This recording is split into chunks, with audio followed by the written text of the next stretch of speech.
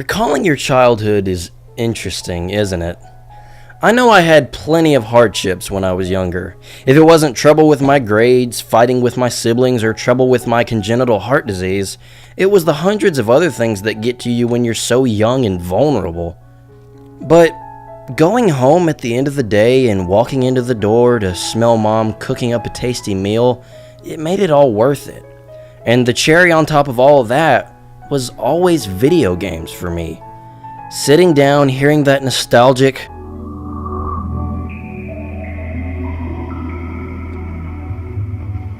and then grabbing the controller and looking up at the TV to have everything else melt away, it was all so cathartic.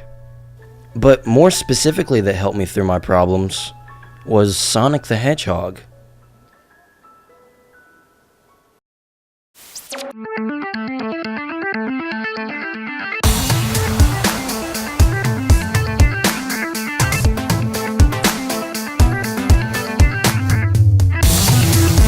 Okay guys, so it turns out I love Sonic!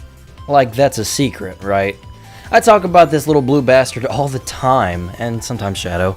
I don't know, hedgehogs are pretty cool, but you know what isn't a secret? To like anyone who has spent any amount of time around gaming culture?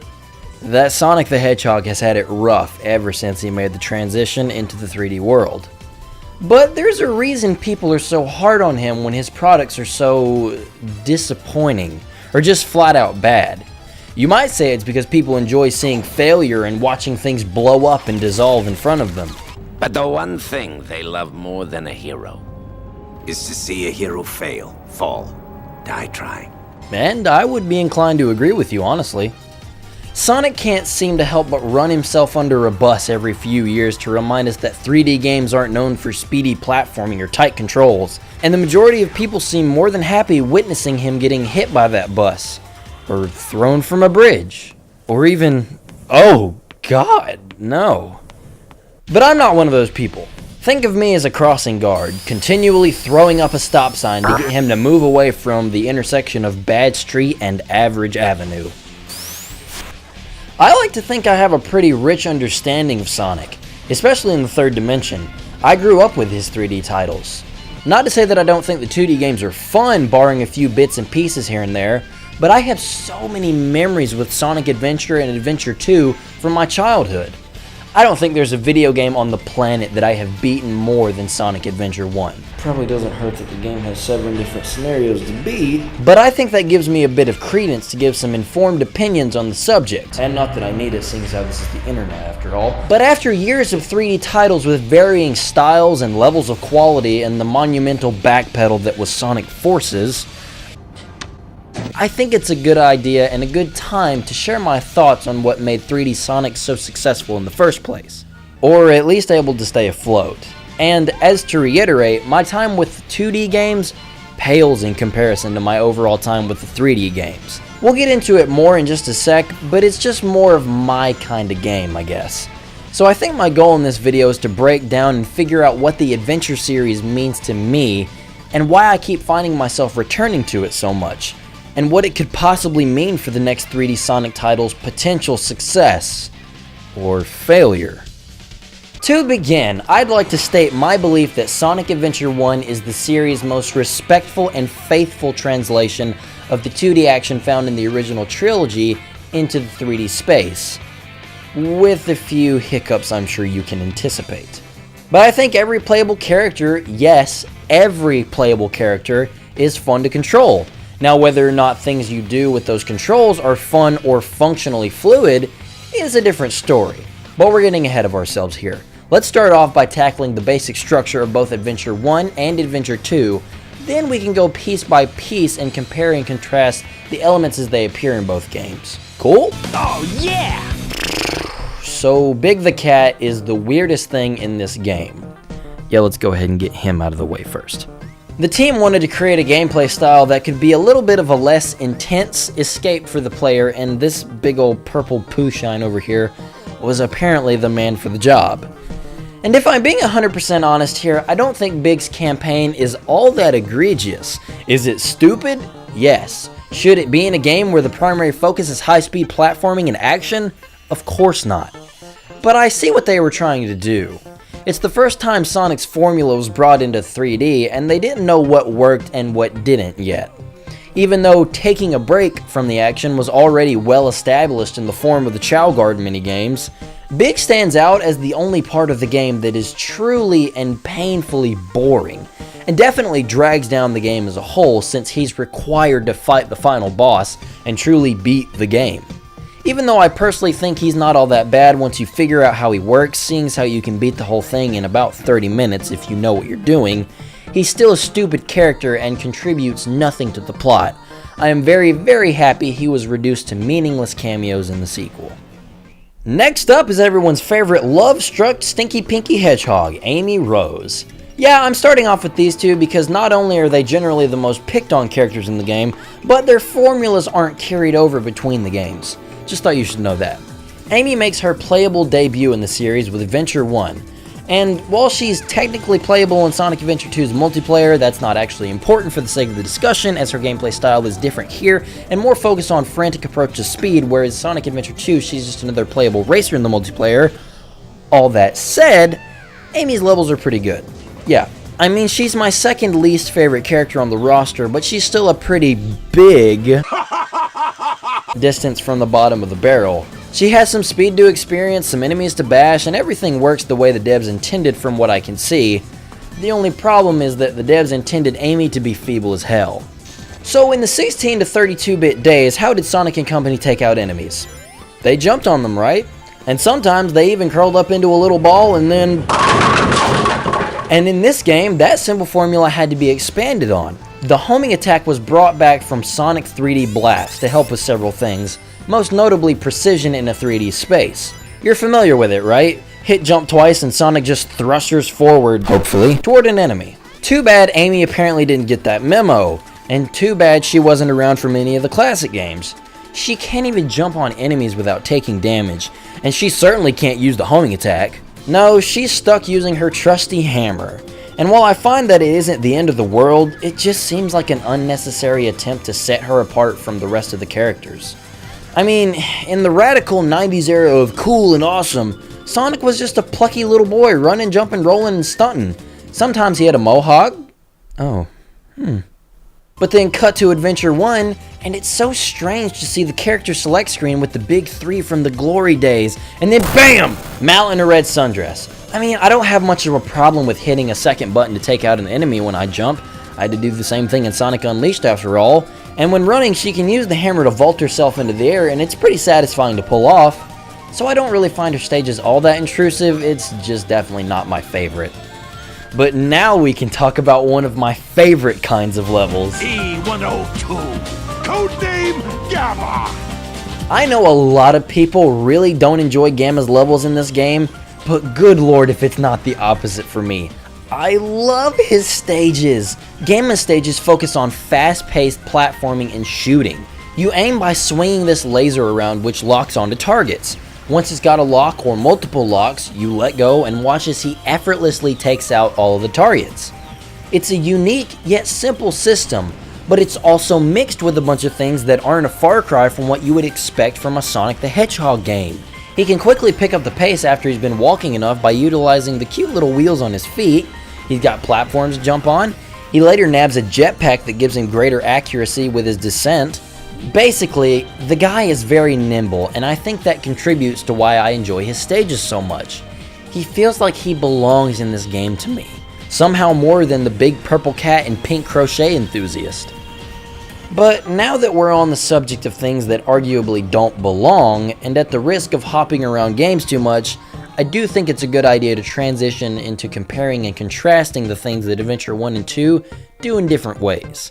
Because this is kinda where my tastes and my time with the series comes into play. And since I just mentioned how much I love Gamma's levels in 1, let's talk about how much I despise the mech shooting in 2. So real quick, and I'm not sure if most everyone here knows, but just to get you all up to speed, Sonic Adventure 2 has 3 unique gameplay styles shared between 2 different characters on both sides of the story that make up the game's entire runtime. Ugh, what are these words coming out of my mouth? Is this real? But one of those 3 styles is mech shooting stages, played by Eggman, and Tails. Back when I was younger, I actually loved these sections of the game. I was also an absolute idiot.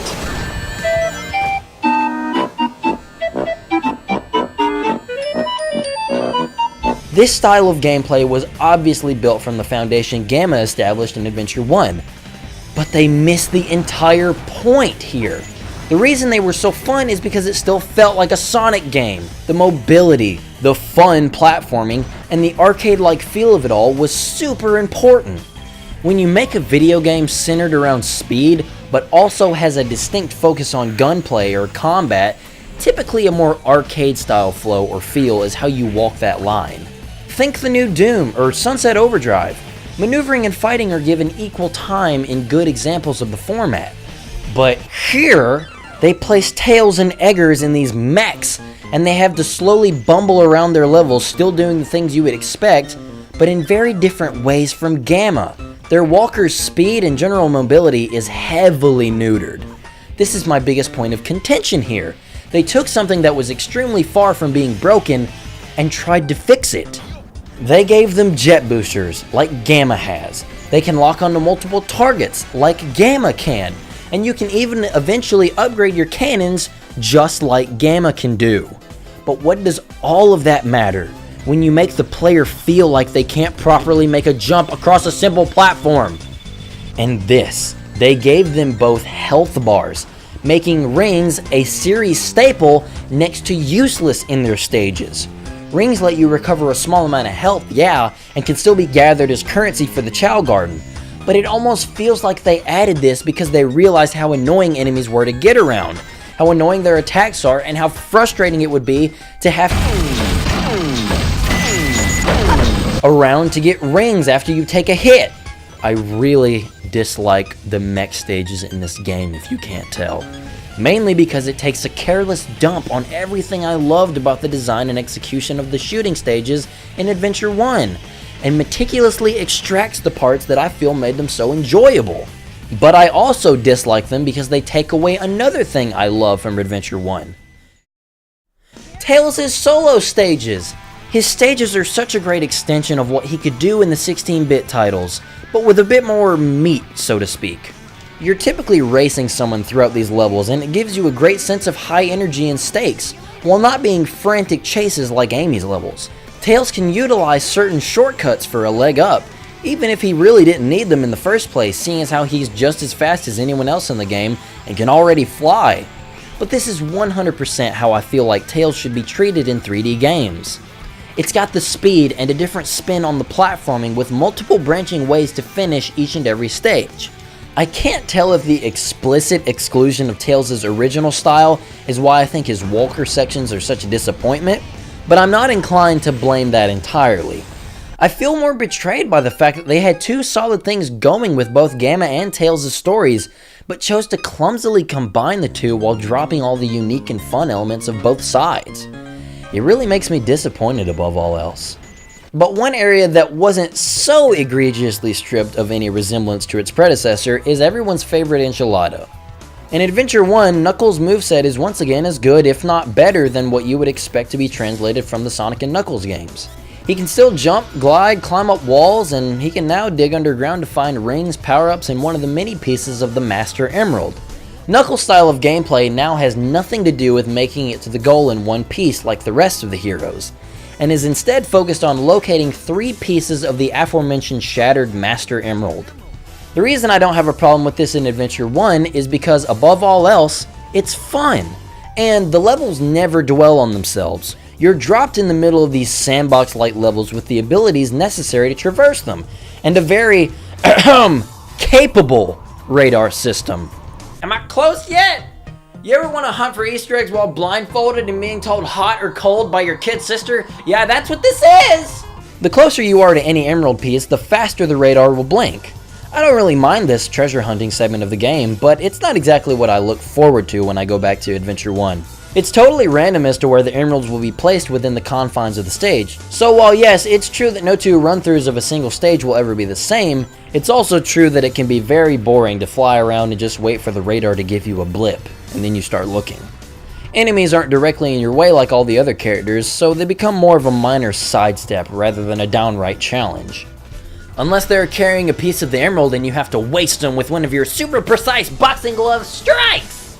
In Adventure 2, Knuckles' system is basically still the same, and he shares the treasure hunting gameplay style with series newcomer Rouge the Bat. They can still both fly, climb, and dig, but now more emphasis has been placed on combat, if you can call it that. They both have a little 3-hit combo they can perform alongside a spinning uppercut move and a downward drill move to attack enemies and initiate a dig more quickly. That's actually one of my favorite moves in Adventure 2.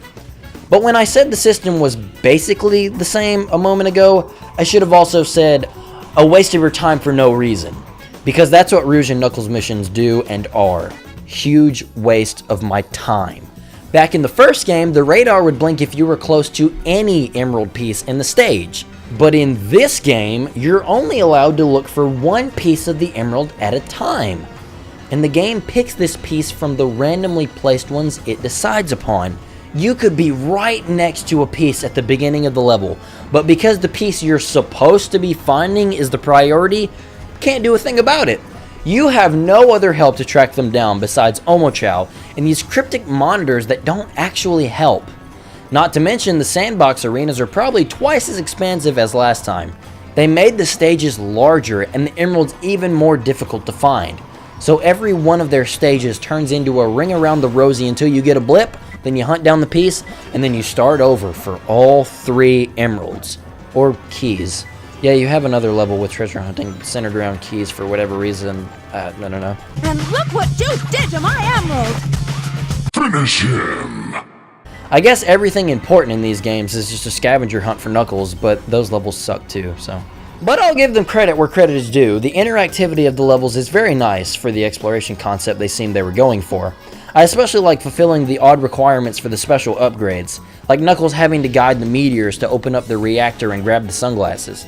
Yeah, it's tedious and the glasses don't really do much, but it still feels really good to find them. And I do think that it was a good idea to try and differentiate Knuckles' gameplay style from Tails and Sonic's in both games. If I'm being honest, I would prefer Knuckles to be more focused on speedy brawling rather than crafty treasure hunting. I mean, it fits with his character more so. Knuckles is always seen as the hot-blooded one, always ready to pick a fight with anyone in his way, even if it's one of his friends. Why not try to make a satisfying combat system to break up some speedy platforming for the man? I know combat systems in Sonic haven't really gotten along all that much, but I have faith it could be done right. I mean, there are too many great examples in the industry to take inspiration from. The Force Unleashed, God of War, Sega's own Bayonetta games, Spider-Man. Draw the inspiration from anywhere. They even seem to be knocking on the door of a brawler with the combat focus and the new special moves and combos they gave Knuckles. But I guess it just fizzled out eventually, and they went back to the same formula as Adventure 1, but with more annoying levels as a result of the amalgamated mechanics. And I'm not a game designer or programmer, so I would never try to say that it's an easy task or simply done, but I think the effort could pay off. I know I'd play the hell out of it. And Jesus, if there's something to which I can always go back for a visit, it's Sonic stages in Sonic Adventure 1. I can have fun with any of his stages. I really don't have much to say on the matter. I'd say Sonic controls better in Adventure 1 than any other 3D title to date for me. His weight just feels right. His top speed and acceleration are also perfect for me, and the nature of the physics in the game can reward you in spades for your creativity. And the levels all have what I love more than anything: branching pathways and multiple routes. You can run through the same stage 2 or 3 times before you see everything it has to offer, and that's if you're looking. It rewards curiosity and thinking outside the box. I truly adore the Sonic stages in this game. But now, let's transition into Sonic and Shadow stages in Adventure 2. They're the best part of the game. I think you would be hard-pressed to find someone who doesn't enjoy the speed stages the most. Sonic and Shadow both handle very well, but with some noticeable changes from Adventure 1 Sonic stages. Their jump is a little less floaty than Adventure 1, and you certainly feel like the gravity in the game affects you more. This change actually applies to all the characters in the game, but I feel it's most applicable here. Speed pads are definitely much more prevalent, and platforming has been cut back just a bit. You have the somersault jump for both, and the bounce bracelet for just Sonic. They're for different aerial options, but I still feel like Sonic Adventure 1 felt better to platform with. The homing attack feels slightly different to me, but not much to worry about. And the spin dash still has the same feel as it always did. But I don't feel like the spin dash is quite as useful in this game, and I feel like that is all due to Adventure 2's level design. Alright, take this example. Here is the first level in Adventure 1, Emerald Coast. You're dropped onto a shoreline with enemies and rings clearly in the distance, so you have an immediate sense of where you should go. But if you're a curious boy, you can mess around a bit here and find some rewards.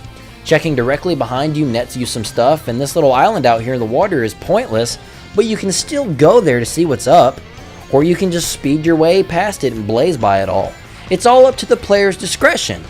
Now let's look at Adventure 2's first level. Probably hands down the second most iconic level of all time, only behind Green Hill Zone from the OG Sonic 1 on the Sega Exodus, City Escape. It drops you down on a San Francisco street with a board and a lot of energy. It's a great opening moment for the game, and it sets the level of intensity just right for the character at hand. But it's a hallway, essentially. It's just a straight line. Now, I'm not talking about it literally being straight. It turns and has angles, sure, but it never allows you to go explore anywhere. Even when you land, the first area where you're allowed to actually walk around railroads you down a predetermined path. You have to go up the stairs and get hit by the stupid gun robot and admittedly have fun running sideways up that wall. And the bad thing is, these games seem designed around these separate mentalities at their core. Sonic Adventure 1 constantly rewards you for asking questions and you seeking out the answer for yourself. It sometimes can get a little linear, nothing is perfect after all, but Sonic Adventure 2 comes off as much more linear by comparison. Now Sonic Adventure 2 certainly does have some creative set pieces. Final Rush comes to mind as a level that rewards exploration and even sequence breaking with all the different rails you can grind to get to the goal. And rail grinding as a whole is probably my favorite of the new additions. But even with all these bells and whistles that Sonic and Shadow have acquired in Adventure 2, I still find 1 to be the better time. I know some people give Sonic Adventure 1 flack for reusing its stages for every character's campaign, but if you'll look closely, you notice that those characters actually travel through completely different parts of that stage, making for unique set pieces for each character to travel through. Alright, now let's talk Chaos. If there is one thing people seem to like about both of these games, maybe even more than the actual games themselves, it's the Chao Garden. These adorable little monsters are able to absorb attributes and features from animals and chaos drives you collect in the stages. My older brother and I spent so much time training and breeding Chao as kids that I would not be surprised to find out that we spent more times in the garden than we did in the actual action stages. Everything lackluster about the Chao Garden in SA1 was improved for Sonic Adventure 2. Depending on many different factors such as which characters spend more time with them, what kind of food they eat, etc., your precious little babies will morph into a more powerful and aligned version of itself. You can create an evil or a hero Chao, and my brother and I had a field day with this thing. We would keep the fruit we bought in one garden and all kinds of other stupid stuff. But I will never forget the first time that we morphed a demon Chao and found out there was a hell garden. And as we were walking in, a 7-year-old Ross said to his brother, "It'd be so cool if the water was made of blood." And lo and behold, the water was red. That is a great memory. And I think the Chao Garden is just that, a great memory. I don't have much interest in it nowadays, but as two brothers who played Pokemon a whole lot, it was such a great distraction in addition to the game. But now that we have all the core gameplay styles covered, let's try to tackle some of the narrative elements. But Ross, I don't have time to listen to plot stuff about this game. I'm getting ready for mass. Plus, this is only a 33 minutes and 0 seconds video. What gives? True, if I were to give you a plot synopsis on both of these games, this video's length would more than double. And that's not really my thing on top of it all. That's why great men like Some Call Me Johnny exist. Go watch his reviews for that kind of thing. What I want to talk about here is smaller than the actual story and has much more to do with how the characters behave and feel moment to moment, and less about the overarching plot. I think I most enjoy the attempt at storytelling in these games when they give extra context to each character's personality. Like I mentioned before, Knuckles in Adventure 1. He's so gung-ho yet stoic because he's the last of his entire race, and he has to protect their last remaining relic, the Master Emerald. And he also realizes that the relic has the power to neutralize the power of the Chaos Emeralds. Also, it makes them really big in Sonic & Knuckles on the Sega Leviticus. Gotta collect all 7 again to become hyper-powered. Kinda dumb. Anyway, he knows he has a job and the importance of said job. So you can totally see why he gets so easily agitated when someone threatens his way of life. I like how it shows me things about the characters I take control of. And when I was a kid, I didn't pay attention to the overarching plots anyway. I just wanted to play the game. And when it was cutscene time, I was just content on watching Shadow run across the screen and look so cool. I couldn't care less about the exposition he was dumping on me for the sake of the plot. I was very much more concerned with the style of these stories, and not so much the substance underneath it all. As a child, all these flashing lights were enough to hold my interest between stages. But as I've grown older and admittedly more impatient, I just skip as much of it as I can. Hell, the game's core conflicts are essentially summed up in the first interactions with their respective antagonists, Chaos and Shadow. And I really enjoy the design and presence that both Chaos and Shadow possess in their games as antagonists. But I think both of their reasons for being the way they are is kinda dumb. Chaos is basically just upset and needs to be put back to sleep. And Shadow, he's just pretty much confused. And eventually moves into a one-note kind of revenge tale. It's stupid. Seriously, go watch Some Call Me Johnny's plot synopsis and you'll see why I really don't find Shadow's motives all that compelling. I'd say the way that the story holds all this pizzazz and style together is pretty shallow, and I'd rather just get a move on with the actual gameplay. And while I don't find it to be nearly as cheesy as Sonic Forces or as laughable as Sonic 06, how long is this gonna go on? I can really only hold my attention on it out of enjoyment of the characters. I like how most everyone behaves and speaks in Adventure 1 and 2. Even if some of them are a guilty pleasure. The god of destruction! Now what do you want? Take her. Maria. This is terrible! Ryan Drummond is the best Sonic, and you will never convince me otherwise. Ooh, and while we have a second, and on the topic of the casts, I actually really enjoy the voice talents and production values of Adventure 2 much more than 1. I hope it's kinda obvious that the animations and lip sync are much better than what they were previously. I mean, Adventure 1's cutscenes are horrible. They were probably seen as pretty bad even back in the day. And some of the actors' deliveries will always live on in infamy. I think pretty much everything Dean Bristow has said in that game has been turned into a meme at some point. All systems, full power! God rest his soul. But Ross, you haven't mentioned any of the boss encounters in the game. Match starts at 27 minutes. Alright, I gotcha. Get off my back, will ya? Let's talk boss encounters. Adventure 1 has pretty alright bosses, but I've fought them all before so many times I hate most all of them. Luckily, there are some great unique bosses for each character, like Knuckles' Chaos 2, Sonic's Egg Dragoon fight, and the Tails' final Eggman fight. They're all great. And do not even get me started on my favorite boss fight in gaming history. But it is a shame we can't play with him in regular stages without mods. And I really wish character battles had more going on too. At some points in certain campaigns, you will have an encounter with another one of the playable characters. But these are all jokes. You just have to be super aggressive and you will assuredly win in under 30 seconds, if that. And unfortunately, this wasn't made a whole lot better in Adventure 2. If you're not fighting a version of Chaos, Eggman, or another one of the playable characters, your name is either Gamma or Amy. And yes, that was the most roundabout way of saying that Gamma and Amy have the stranger pool of unique bosses. That was the point. Amy's final and only boss is alright, but nothing good. And Gamma actually has a boss after almost every stage, but they all kinda stink and require nothing but for you to mash the shoot button. Except for Zeta. He requires you to move around a little bit, but not much. And then his final boss, Beta Mark II, is actually a pretty fun fight, and I like how it puts your skills to the test, and offers more than the rest of the lackluster bosses. But other than that, everyone pretty much fights the same fights. Like this, the worst offender in the game, Chaos 4. Since during the cutscene preceding his fight, Sonic, Tails, and Knuckles are all there. This means you'll have to beat him with all three characters in their respective campaigns. Different versions of Chaos progressing with an absorption of the respective amount of emeralds to show off different designs would have been cool, but as it stands, different Chaos fights all kind of meld together as wait for the tell, homing attack, rinse and repeat kind of becomes the pattern. And like I mentioned earlier, there are a few other instances where level area repetition is a problem, like with the tornado missions that put me to sleep, where I have to play them both twice in each of Sonic and Tails' campaigns respectively. Oh god, help me. Who designed these things? A rail shooter section in a game about speed? I mean, granted, Sonic 2 had a tornado level on the Sega Genesis. Thought I was going to do another Bible thing, huh? Gotcha. But no, the tornado stuff is lame and grinds the game to a halt to show you the Dreamcast's amazing Star Fox capabilities.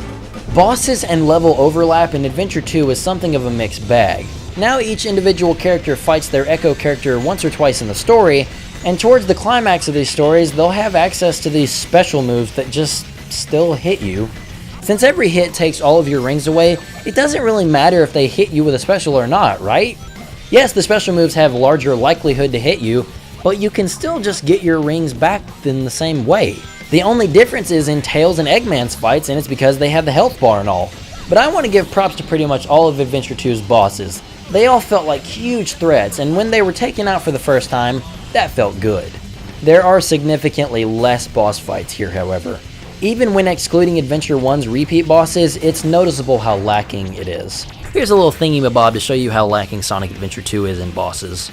And I personally think the Supersonic fight at the end is kinda weak. The controls are too weird and it gets on my nerves more than it builds tension. And Jesus, the Shadow Bio-Lizard fight can just, oh! Wow, that was a lot.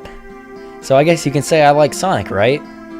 Yeah, I still like the guy, even if I don't like every game he's ever starred in, and even if I don't like every aspect of the more popular games. But even if I don't think highly of everything in these games, these two in particular are still some of my most fond memories as a kid.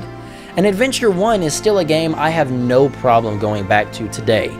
There are definitely some blemishes, and I'll admit that I'm definitely blinded by nostalgia a little bit, but I truly believe it to be the better of the two. The more formulaic fun that's practically spoon-fed to you in Adventure 2 is so much more noticeable to me as an adult. It can just sap the fun out of it all when I know for a fact that I've already completed this stage in the same exact way the last time I played it. The bosses were much more grand, and I appreciate that, but at the cost of the amount that you can look forward to. The treasure hunting was stripped of its freedom, mech shooting still has nothing on Gamma at all, and those little kart racing minigames can just suck it.